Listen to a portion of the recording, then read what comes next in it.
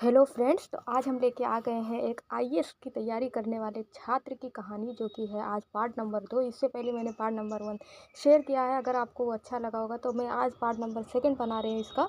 तो अब इस उसकी कहानी ये शुरू होती है कि वो लड़का रहने वाला है बिहार का, और वो कर चुका है ग्रेजुएशन। और उसके बाद उसको क्या करना है, उसकी इच्छा है कि मैं भी जाऊँ आईएएस की तैयारी करूँ मुखर्जी में, जैसे छात्र करते हैं। एक माहौल बना होता है और यही सब सोच के वो अपने पेरेंट्स से बोलता है कि मुझे भी क्या करना है, तैयारी करना है, आईएएस बनना है। और ये सब बीए एमए ये सब डिग्री लेके कोई इससे हल नहीं होने वाला।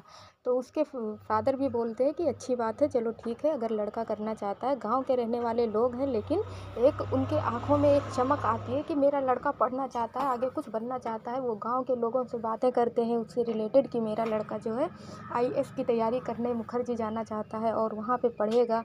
तो वो लोग भी कहते हैं हाँ अच्छी बात है, अगर वो बन जाए तो आईएएस बन जाएगा तो 2-3 पीढ़ियों का कल्याण हो जाएगा, है ना? ऐसा होता है उनका। वो गाँव वाले उसके कहते हैं कि अगर ये सिर्फ डॉक्टर बनेगा तो सिर्फ अपना कल्याण करेगा, इंजीनियर बनेगा तो अपना करेगा, लेकिन अगर ये आईएएस ऑफिसर बन गया तो 3-4 पीढ़ियों का तो कल्याण हो जाएगा और हर किसी का लाइफ सेटल हो जाएगा। और ये बात सुन के उसके पिताजी के आंखों में भी चमक आ जाती है और बहुत ज़्यादा खुश हो जाते हैं कि चलो मैं लड़के का सपोर्ट करता हूँ और उसे भेजने की तैयारी करता हूँ। फटाफट सुबह उठते हैं और कहते हैं 10:30 बजे की उसकी ट्रेन है, उसको दिल्ली के लिए जाना है, निकलना है। अपना नहाते हैं, तैयारियां करते हैं, लड़के की तैयारियां करते हैं, उसका बैग बनाते हैं। लड़का अपना जो जो भी उसकी ज़रूरी किताबें होती हैं उसको बैग में रखता है।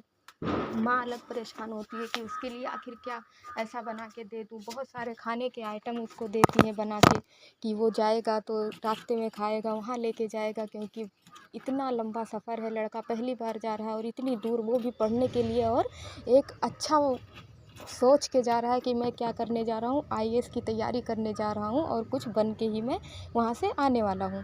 तो उसकी माँ भी बहुत ज़्यादा उत्सुक होती है, जिज्ञासु होती है ये सब चीज़ें देखने के लिए, करने के लिए, और फटाफट सब उसकी हेल्प करते हैं। और गांव वाले भी उसके पिताजी से कह देते हैं कि ठीक है, आपका बेटा अगर जा रहा है तो हम लोगों को भी पीछे याद रखना। अगर वो आईएएस बन जाए तो हम लोगों का नाम ऊंचा होगा, गांव का नाम ऊंचा होगा। अब ये सब सोच के उनके दिल पे थोड़ा और बोझ बढ़ता है कि अभी तो गांव की भी जिम्मेदारी हमको मिल चुकी है। आके अपने बेटे से कहते हैं कि हाँ बेटा, बढ़िया से पढ़ाई करना और पैसे की चिंता मत करना। और फाइनली जब वो जाने लगता है, उसकी माँ उसको दही और जो है चीनी, जैसा होता है ना कि शुभ माना जाता है दही चीनी खिलाना, जबकि उस लड़के को क्या होता है कि दही पसंद नहीं होता, लेकिन माँ के कहने पे वो दही खाता है और फिर वो अपना निकलता है और बहुत सारी किताबें अपने बैग में भरते हुए जाता है। तो उसकी माँ बोलती है कि अरे बेटा, ये सब पुरानी किताबें क्यों रख रहे हो, किताबें तो वहाँ पे तुम खरीदोगे ही। फिर वो कहता है कि नहीं माँ, ये सब पुरानी किताबों से ही सवाल आते हैं, तो मैं इनको भी पढ़ूंगा। और ये बात सुन के उसके पिताजी की आंखों पे और ज़्यादा चमक आ जाती है कि बस अब तो मेरा लड़का तैयारी करेगा और आईएएस ऑफिसर बनेगा। तो इतनी सारी तैयारियां होती हैं जो नॉर्मल, और एक लड़के के लिए पहली बार इतनी दूर जाना, वो भी तैयारी के लिए, तो एक अमेजिंग सा था उन लोगों के लिए। और फिर बाइक पे उसके पिता उसको लेके चले जाते हैं और उसकी माँ से बोलते हैं आज मेरा खाना मत बनाना, क्योंकि आज मैं हो सकता है लेट हो जाए और मैं ना आ पाऊँ दोपहर का खाना खाने। तो उसकी माँ मन ही मन रोती है और सोचती है कि खाना तो मैं भी नहीं खा पाऊँगी, क्योंकि मेरा एक प्यारा सा लड़का जो है इतनी दूर आज जा रहा है। और जब उसके पिता जाते हैं उसको बाइक से लेके, सामान वगैरह बांध के बाइक पे पीछे, और उसको लेके जाते हैं, तो रास्ते में मिठाई का दुकान पड़ता है। कहते हैं चलो बेटा 1 किलो तुम्हारे लिए पेड़ा बनवा देता हूँ, ये है वो है। जैसे ऐसा नॉर्मल लाइफ में होता है कि चलो बेटा मेरा जा रहा है, उसको क्या क्या आखिर दे दूँ, खाने वाला पीने वाला। फिर रास्ते में बाइक रोक के कहते हैं अरे तुम कहीं एटीएम तो नहीं भूल गए, ला ना, एटीएम दे दिया हूँ, उसमें पैसे हैं, जितना मर्जी हो उतना पैसे निकाल लेना, खर्चे करना, पैसे की टेंशन मत लेना, मैं हूँ, जैसे कोई दिक्कत हो तुरंत फ़ोन करना। ऐसी सारी चीज़ें उसको ढाढ़स बंधाते रहते हैं और उसको रास्ता पार होता रहता है उनका स्टेशन तक, जब तक जाते हैं।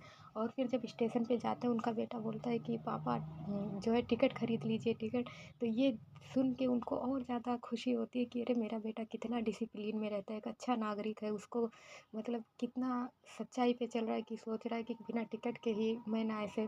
तो टिकट लेते हैं, मतलब एक उनके अंदर अलग सी खुशी रहती है। और फिर फाइनली उसको ट्रेन में बैठा देते हैं और अपना उसको बाय बाय करके गले नहीं लगाते हैं, क्योंकि ऐसा होता है ना कि हिंदी परंपरा में कि जब तक बच्चा कोई गोल अपना प्राप्त ना कर ले तब तक, लेकिन उसको अपने पिताजी को वो प्रणाम वगैरह करता है और फिर फाइनली वो उसको ट्रेन आगे चल देती है और वो वापस आ जाते हैं।